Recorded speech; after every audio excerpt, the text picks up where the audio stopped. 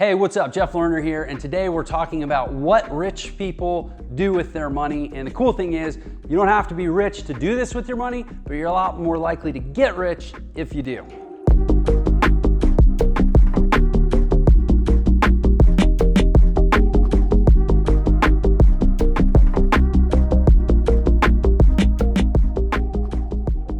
So first of all, what do I mean when I talk about rich people? You know, historically, people have kind of had this idea of like being rich means being a millionaire. But the reality is in 2019 and beyond, depending on when you see this, $1 million ain't what it used to be. So having $1 million per se doesn't actually mean that you're rich, particularly if you live in, certain countries or even certain parts of the United States.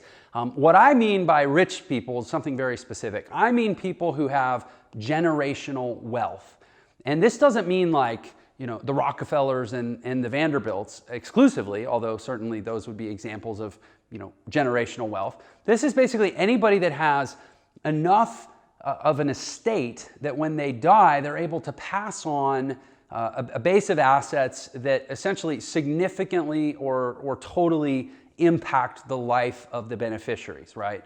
Generational wealth basically is like, if you receive that estate in your life, then your life is significantly different after you received it than before if you were kind of making do like most ordinary people. That's what I mean by generational wealth. So typically you're looking at people with a multiple seven-figure net worth who have it in certain types of assets that are set up certain ways.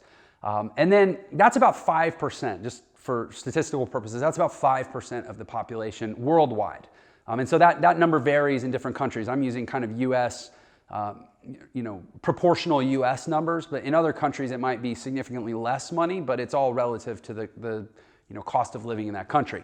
But it tends to be worldwide about 5%. And then you have the next 15% who are what would generally be considered middle class. And middle class essentially means your life is comfortable, but your death is financially not significant.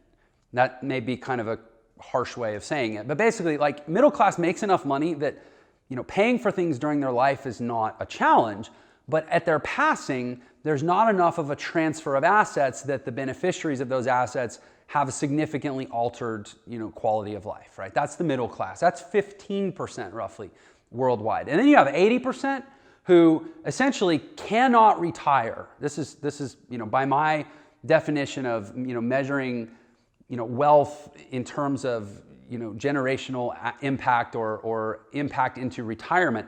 80% of people, and unfortunately that means probably 80% of the people watching this video, this is going to hit home for you. You can't retire without help from the government or, continuing to work, which is like not retiring. Basically, unless you get help from the government or help from your family, you can't stop working. That's 80% of the world.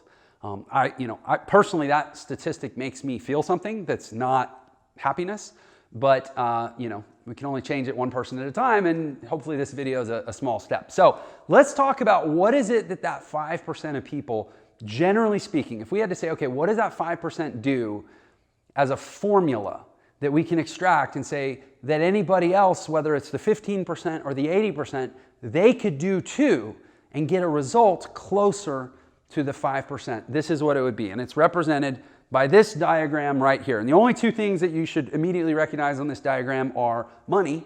That's the US symbol for money, if you're seeing this in another country. And this is a happy face. This is, I think, the global symbol of a happy person, because you will be happy if you do this with your money, okay? So let me explain this. First of all, you gotta have a business. You got like set up an LLC. Essentially, it's the mindset of creating a financial alter ego. So many people think of finance as personal finance, and they never actually arm's length themselves from their money. And that's such a mistake, because the tax regulations in literally just about every developed country in the world are so set up to benefit business, because every country on earth, I guess save a couple really backwards countries that, I guess are more interested in other things than like growth and taking care of their people. Countries benefit so much from the development of private enterprise that they reward people who start businesses. And the first rewards come simply from setting up the structure of a business. You don't even have to do any business Although there's, you can run into some issues around that. And, obvious, I guess, flying disclaimer, I am not an accountant, I am not an attorney, I'm not giving financial advice, I'm not a registered financial advisor. This is just my observation from over a decade in the trenches as an entrepreneur, is that, and working with people all around the world.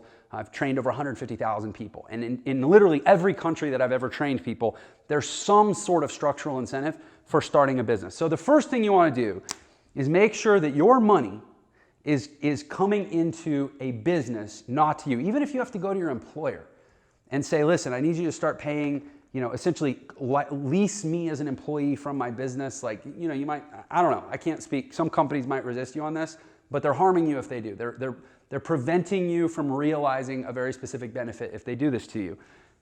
Get them to pay your business. So we'll put here C for corporation, all right? This is your corporation. So the first thing you want to do to start acting like a rich person is get paid into your business, not to yourself personally. If you stop right there, this is what, a lot of people just do this. They get paid into their business and then they pay their taxes, and that's what these two bubbles are, right? This is your taxes. This is any expenses related to the business. You start expensing things for the business, like maybe your cell phone, even maybe part of your house. If you have a little home office, there's different things you can use here, call them business expenses, and now they're a tax write-off. And then basically what a lot of people do is they stop here and then they just pay themselves what's left over. And if they were smart enough, actually, a lot of people forget to actually sock money away for taxes and they get in trouble. So this right here, notice what's missing from this. If I cover this up, I'm covering up the happy person. This person is like, halfway there, but they're not realizing the true joy of the smiley face unless they then do this. This is what rich people do. Rich people have essentially an investment hub. And this, I'm making this one circle for demonstration purposes, but this could have lots of offshoots. This could be a stock account. This could be, private placement money. This could be hard assets. This could go into like a SEP IRA. This could go all kinds of different places. But essentially, this happy face guy, this is you doing the happy dance, because you now have this financial alter ego that's an investment account that essentially is you. Only this person or this entity, this account, this alter ego, this smiley face stick figure, whatever you want to call this, gets to operate in so much more liberated of a way than you personally if you were just taking money directly out of your business. And one of the little offshoots of this is actually going to be you personally, because you're going to want to pay yourself something from this. But this has so many options because this is still in the stream of business income. And again, I'm not a financial planner, I'm not an accountant, but I can promise you from studying, I've read the books, so although I encourage you to read the books, you don't necessarily have to. I subscribe to the newsletters, although I encourage you to subscribe to them too. You don't have to. I've processed the information. This is the basic structure of how rich people operate. Now, once you get a critical mass with the structure and this investment account has enough money in it to where it actually justifies paying for professional services assistance, do that. Hire CPAs, hire financial planners, hire people. But frankly, if you don't have this structure in place, you're going to waste time and money with them to tell you to put this structure in place. Get this structure in place, build this up to a critical mass, and then go hire them. And you can essentially walk in and you'll immediately get the respect and have the confidence of being like, look, I'm already set up to be a rich person. Now let's just, help me get there, okay? So if you want to be part of the 5%, a good starting point is do what the 5% do. Now, the other side of that coin obviously is get your income up. This isn't a video about that. I do teach a lot about that. I have, businesses that teach people to do that. I have a company about that. Again, I don't want this to turn into a sales pitch, but if that's your gig, I can help you with that too. How about this? Subscribe to my channel, watch some of my other videos, and we can talk about the other side of this coin, which is how to increase this that flows here, that makes this guy even happier, okay? So if you dig this kind of stuff, subscribe to my channel. Make sure you click the bell to get notified of my future videos, and I look forward to seeing you on those future videos. Take care.